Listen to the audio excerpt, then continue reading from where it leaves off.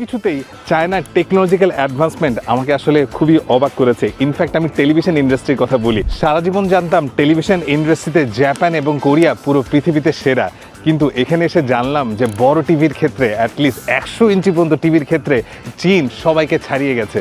চীনের Hisense brand 100 ইঞ্চি টিভির ক্ষেত্রে পুরো পৃথিবীতে 1 নম্বর, এবং রিসেন্টলি দেখলাম ওরা 100 ইঞ্চি টিভি বাংলাদেশেও লঞ্চ করেছে।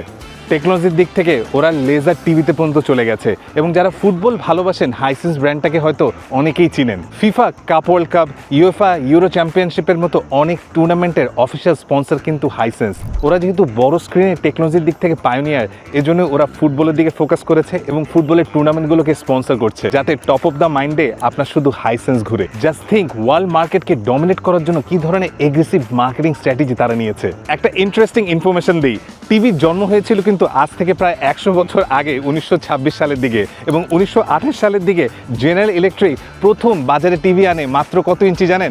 3 ইঞ্চি। এবং 100 বছর পরে ঠিক 100 ইঞ্চি টিভি হয়ে গেছে আজ, এবং তার ডমিনেট করছে চায়না এবং চায়না হাইসেন্স। হাইসেন্সের নাম্বার 1 হওয়ার পিছের যে কারণটি হচ্ছে তারা দেশের বাইরে এক্সপোর্টের দিকে অনেক বেশি ফোকাস করেছে এবং খুব কোয়ালিটি প্রোডাক্ট কম দামে দেওয়ার চেষ্টা করছে। এজন্যই ইউরোপ আমেরিকান মার্কেটগুলোতে এখন হাইসেন্সের প্রোডাক্ট খুব বেশি রকমভাবে ঢুকছে। ইনফ্যাক্ট জাপান হাইসেন্স তোশিবার সাথে কোলাবোরেশন করে জাপানের টিভি মার্কেটও লিড দিচ্ছে।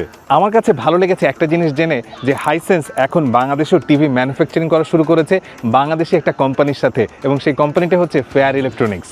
শুধুমাত্র টেলিভিশনই না, তারা ম্যানুফ্যাকচার করছে full DC inverter, AC, fridge, micro oven সহ আরও অনেক ইলেকট্রনিক্স পণ্য। এবং ফেয়ার ইলেকট্রনিক্স এই মোমেন্টে হাইসেন্সের এইচভ্যাক সিস্টেমও ইম্পোর্ট করে আনছে।